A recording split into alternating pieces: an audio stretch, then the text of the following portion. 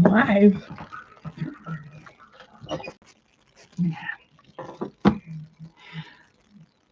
2026, April 18th. I'm really struggling to self-motivate today. I got up and I started out trying to work with the decision to act on my daily schedule because I've been discussing with my therapist in recent weeks that they think I need to start creating a schedule. And I tried a weekly schedule but I was still struggling to develop consistency day to day. I made a daily schedule yesterday, and when I woke up today, I decided to follow it, but I'm back in bed.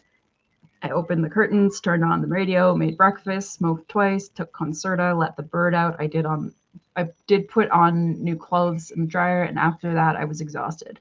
I tried mindfulness breathing. I think it helped. I feel like maybe I can get overwhelmed really, really quickly.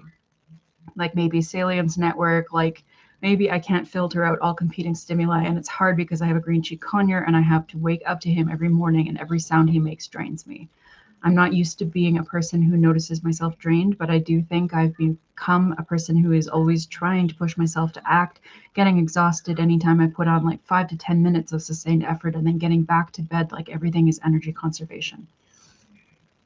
I had a moment in bed when looking at an unfinished artwork, and that's when my body went from burdened to alleviated stress. I noticed the idea of doing art was compelling, but my immediate instinct was to basically force myself to do hard work first and declutter my environment and to use the desire to work on the art project to get things done. But then I thought, is that healthy self management or chronic self coercion, which has ultimately caused me to refuse to move? I'm thinking about how traditionally people considered discipline a virtue, and then later we called it self control, and noted that executive functioning and prefrontal cortex functions in people who plan and execute tasks and act and manage long term plans and delayed gratification. People who remain at the working class seem to benefit strongly from extrinsic scheduling, and I noticed similarly that people who live communally seem to be more executive functional because when people work in groups, organizations, families, there's a community mirroring back in people that motivates humans more than anything else. But self motivation, when there are no extrinsic motivators, is a highly ineffective mechanism for most people once they find themselves in isolation, which is weird because psychology has been saying for years that people need to distance themselves from extrinsic locus of control and move more towards intrinsic locus of control. But in reality, when people move into full independent solitude, they aren't always efficient. It becomes too much work to get the ball rolling. So, in truth, it seems like humans really are repelled by some extrinsic factors, examples, overwhelming environmental stimuli, but then also highly motivated by other extrinsic factors, such as raising a barn with the church community. And when people are too self reliant and focused on intrinsic self management, the reality is most of them become sedentary and slip into default mode network and almost the edges of dissociating from that reality and moving into thoughts rather than environment. I have noticed that the kind of discipline that used to hold society together has disintegrated. I'm a millennial. I was raised under boomers who learned from the silent generation and old military and World War II level mentality that how we have to push ourselves to do necessities, chores, homework, and first, then treat ourselves after. Millennials hit a wall. We became the first lazy generation, but also the most mentally ill, ADHD prone, and cognitively overloaded generation. Then Gen X, Gen Z was born into extreme digital stimuli saturation, and they seem to have just go with it and have endless energy to move towards their goals and desires, whereas millennials were almost like sensory stunted Puritans in a way. I can't find a better analogy. We seem to have underlying barriers of older organized society thinking and involves we seem to have underlying barriers of older organized society thinking that involves discipline and self-denial, while Gen Z seems to be driven by doing whatever they want, which works for them and energizes them, but millennials are holding on to older ways that heavily reinforced operant conditioning, rewards, punishment, and self enforcing patterns. So, are millennials stuck in a zone where we aren't motivating ourselves enough through self determination, but through self coercion? When I think of boomers, Gen X, and silent generation, they were all highly connected to the long haul of slow, deliberate investment in hard work and time management and earning long term rewards. But millennials aren't as accomplished, many burnt out, and the digital natives seem to have become highly proficient at using technology to develop decentralized currency and monetization culture in online business, which I was born too early to understand even now. Did I trap myself in a self-coercion mentality that blocked me from progress? Like the moment I felt even the most slight sensation of my body have a pull towards a thing I want to do rather than have to do, I weaponized it against myself to try and use it to make myself do something I need to do or have to do before I'm allowed to do something I want, or something that feels more wanted, comfortable, or good on the somatic level. But that is exactly what my heritage taught me. And realistically, society is held together by the portion of society that practices good self control, planning, discipline, right? So, when is discipline healthy and when is it self coercion? Claude said, "This is a really rich reflection, and I want to engage with it seriously rather than just offer reassurance. The question you're sitting with, when is discipline healthy and when is it self coercion, is one of the genuinely hard problems in psychology and moral philosophy. And I think you're identifying something that most frameworks haven't adequately resolved. The observation that's doing the most work here, you notice something precise and important. Your body shifted from burdened to relieved when you looked at the art. That's not trivial. That's your nervous system registering something real about what your system can actually access right now. And then, almost immediately, the inherited framework kicked in. Use the want to earn the have to. That move is so automatic, it barely registers as a choice. The question is whether that move is discipline or something more like hostage negotiation you run on yourself. The generational framing is doing real analytical work. I think you're right that millennials are stuck in a particular bind. You were shaped by moral architecture that treated deferred gratification and self denial as virtues in themselves, not just as instrumental strategies. The logic was wanting something is suspect, earning it through discomfort is what legitimizes it. That's not an operant conditioning, that's a Protestant adjacent moral ontology about desire being inherently untrustworthy.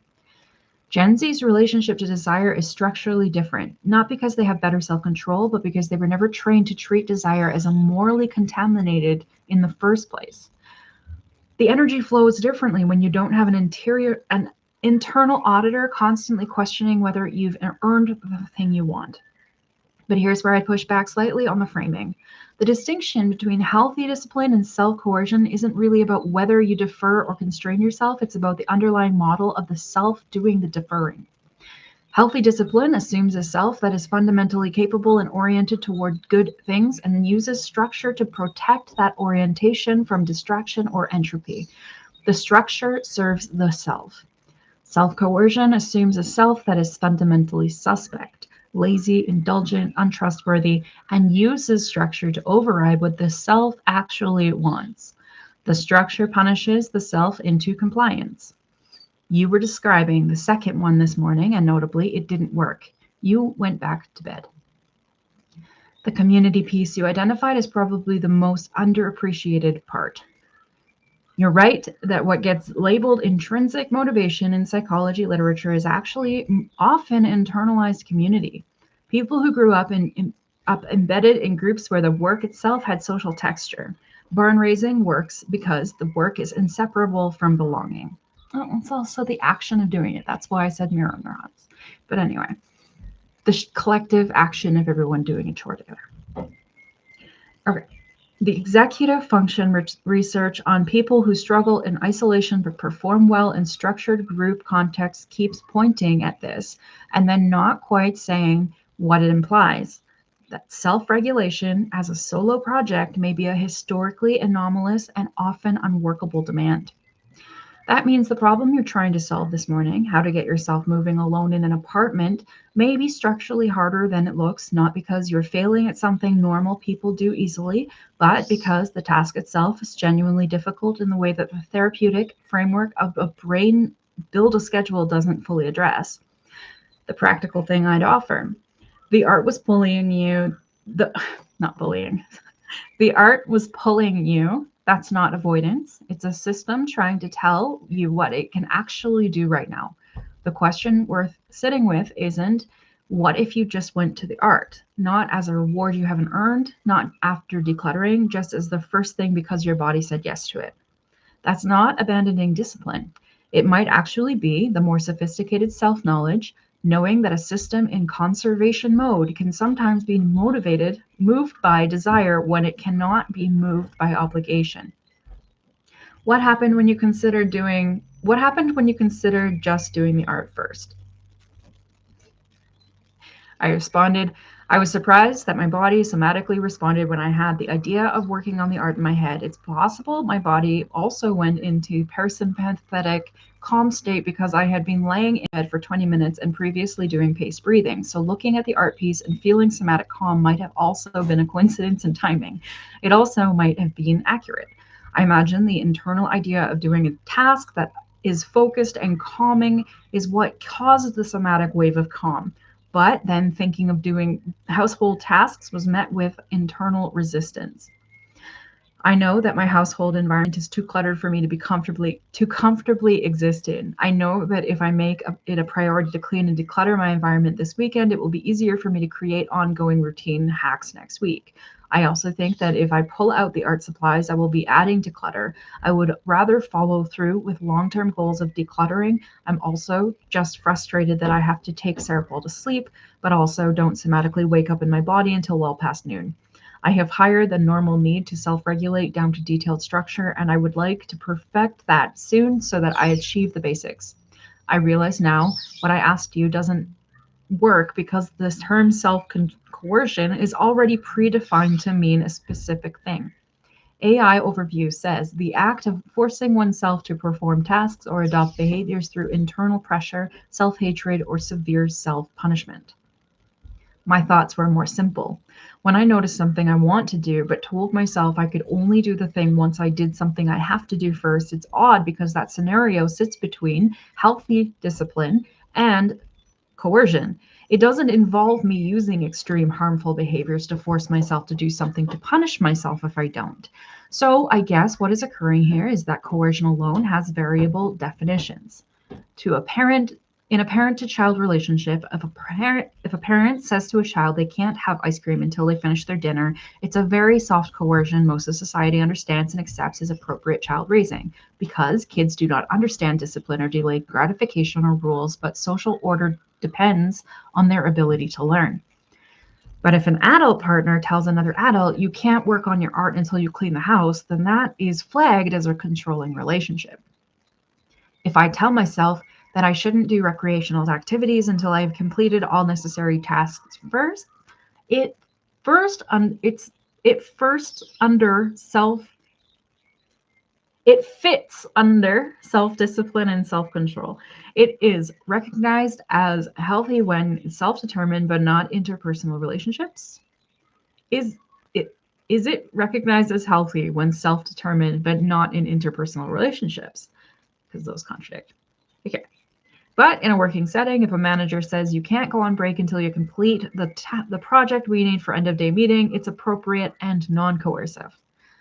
I would say I'm confused about what coercion even is, but it looks like society is too, because the definition varies. Coercion can be harm will be applied if you do not do action, but it can also be you will be deprived of comfort until you do the action you need to do. But the latter example is also normal self-discipline when one chooses to prolong rewards until needs and priorities are met first.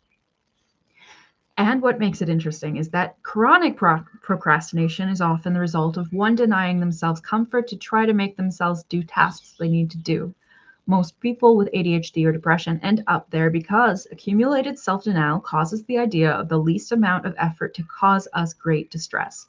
Over a long time of too much self-denial and too much pushing ourselves to get things done, the tolerance threshold drops to near a non-existent tolerance, which isn't harm applied or extreme punishment applied like the self-coercion definition you are referring to, or what the term apparently actually means. But I see it's a gray area because self-denial might not be considered extreme forcible self-motivation, but it clearly is a self-destructive pattern well worth examination, because this pattern, when chronic, is probably the number one cause of salience dysfunction and bedrot in sedentary, unmotivated, isolated people with mental health distress, which is a lot of people suffering from a subtle, slow burn habit almost indistinguishable from what many in society are calling self-discipline, which incidentally is also rewarded by work culture and social order.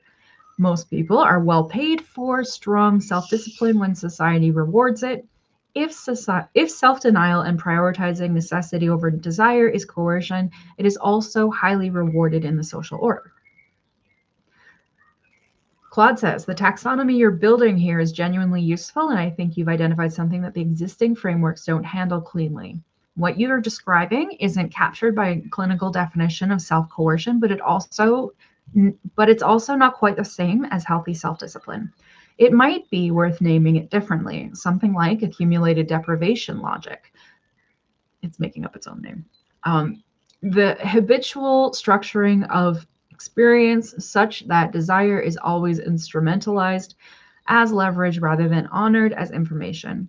The mechanism isn't punishment, it's the perpetual deferral of any signal in the body that generates towards comfort or want in service of obligation. And you're right that this is socially indistinguishable from virtue. It looks like conscientiousness, responsibility, appropriate priority management. The problem only becomes visible in its effects, the progressive erosion of the threshold at which any effort feels possible until even 5 minutes of sustained action requires enormous mobilization and recovery. The coercion comparison across contexts is doing real conceptual work. What your examples reveal is that the ethics of do the necessary thing before the desired thing isn't about the structure itself, it's about several other factors.